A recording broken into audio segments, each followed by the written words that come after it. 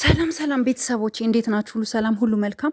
ሁላችሁም ባላችሁ መሰረት ትላንት ባላችሁ መሰረት ጋሽዬ ጋር ደዊና ነገሮችን አስተካኪ። እንዴት ነው? ለምንድን ነው ቤተሰብ ዝም ያለው ባላችሁት መሰረት አብርሽ ቤተሰቦቹ ኦልሬዲ የሩታም እናት በጣም ተቆጥተዋል። ጋሽዬም በጣም ተቆጥተዋል። ኦልሬዲ ሽማግሌ ሊሰበሰብ ነው አሁን ማለት ነው። ምክንያቱም አብርሽ ትዳሩን ማስከበር አልቻለም። ግዴታ ይሄ ጉዳይ ሽማግሌ ሊገባበት ይገባል ብዬ ነው ማምነው እኔም። እንዲሁም ደግሞ ጋሽዬም በዛ ጉዳይ ላይ የራሱን የሆነ ነገር ይዞ እንግዲህ ሽማግሌ ተሰብስቦ ቤተሰቦች ሊነጋገሩበት ነው ማለት ነው። ምክንያቱም ሩታ አላስከበራትም። ሲጀምር ሚስቱን ማስከበር ያለበት አብርሽ ነው። እሷ የማይመቻት ነገር፣ እሷን የሚያስቀናን ነገር፣ እሷ ደስ የማይላትን ነገር ለምን ያደርጋል? አዎ ለምን ያደርጋል?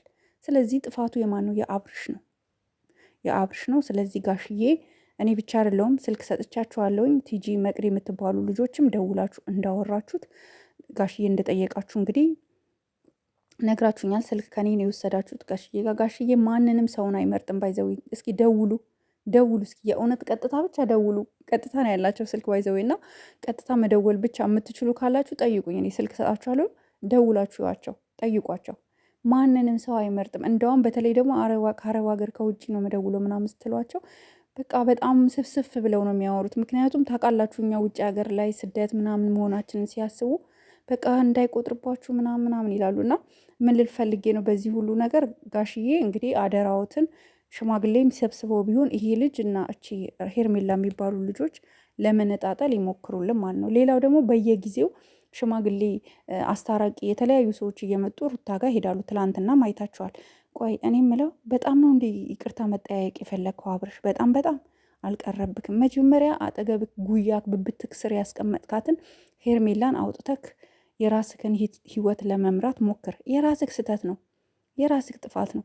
አሉ ደግሞ የተወሰኑ ያንተና የሄርሜላን ግንኙነት የሚደግፉ መብታቸው ነው። እኔ ሰው የፈለገውን ነገር መብቱ ነው። እኔ የማይመቸኝን ነገር ሌላ ሰው ይመቸው ማለት ወይም ደግሞ ለእኔ የተመቸኝን ሌላም ሰው ይመቸው፣ እኔ የማይመቸኝን ሌላም ሰው አይመቸው አልልም። እኔ ሰው ልጅ ተቃራኒ ነው። እኔ የምደግፈውን ሰው ላደግፉ ትችላላችሁ። ግን በዚህ ደረጃ ሴት ሆናችሁ የሩታ ህይወት የሩታ ትዳር በዚህ ደረጃ እንደዚህ ብጥብጡ ውጥንቅጡ ሲወጣ ምንም የማይመስላችሁ ሰዎች በጣም ነው የምትገርሙኝ። ሩታ ላይ የምትፈርዱ ኦኬ፣ ሩታ ላይ የምትፈርዱ ካኒው ማጅን እናንተ አራስ ቤት ሆናችሁ በዚህ ደረጃ።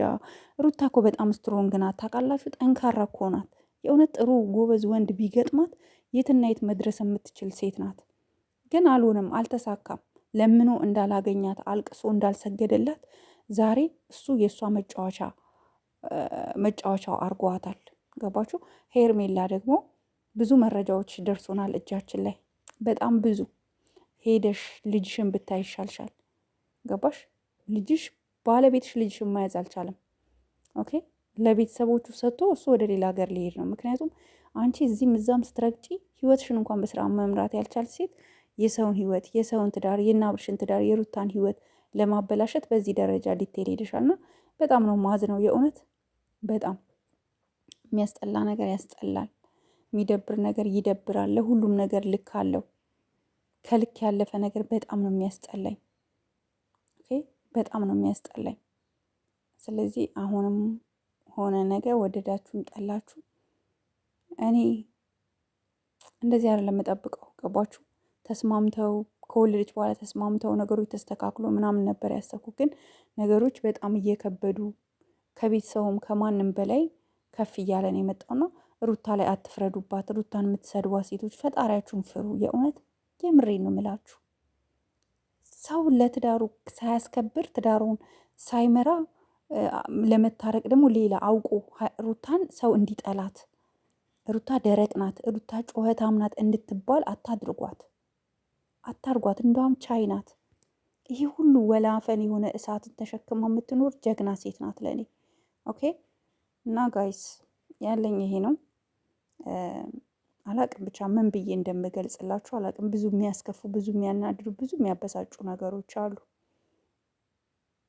ህይወት እንደዚህ አይደለም። እኔ ግን ሰው በጣም ከባድ ነው። እኛ እንደምናስባቸው ምናምን አይደሉም።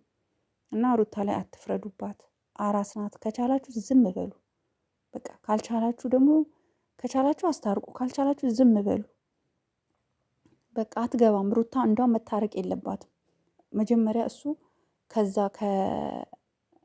ሄርሜላን ከብብቱ ስር ብብቱ ላይ ይዟታል የሚዞረው ከብብቱ ስር ያውጣ። ከዛ ነገሮች ይስተካከላሉ በራሱ ሰዓት። ይሄን ነው ልል የምችለው እኔ። ጋይስ ላይክ፣ ሼር እንዲሁም ሰብስክራይብ አድርጉልኝ። ሀሳብ አስተያየታችሁን ኮመንት መስጫ ላይ አስቀምጡልኝ።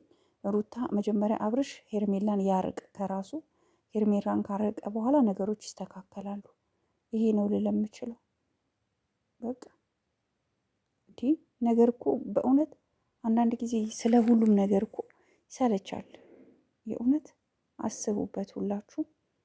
ቀላል ነገር አይደለም። ትዳር መበጥበጥ፣ ልጅ መበተን፣ ቤተሰብ እንደሌላት ልጅ ባይተዋር ማድረግ ጥሩ አይደለም። አሁን ቤተሰቦቿ ጋር ያለችው ነገሮችን ተጋፍጣ አስተካክላ ነው መሄድ እንኳን ካለባት እንጂ በዚህ ሁኔታ ከሄርሜላ ጋር ሆኖ ሩታ በፍጹም እግሯን አንስታ አብርሽ ጋር መሄድ የለባትም ነው የምለው የኔ ሀሳብ። የእናንተ ሀሳብ አስተያየታችሁ ኮመንት ላይ አስቀምጡልኝ ጋይስ። በሌላ ቪዲዮ እስከማገኛችሁ ሰላም ዋሉልኝ። ባይ ባይ።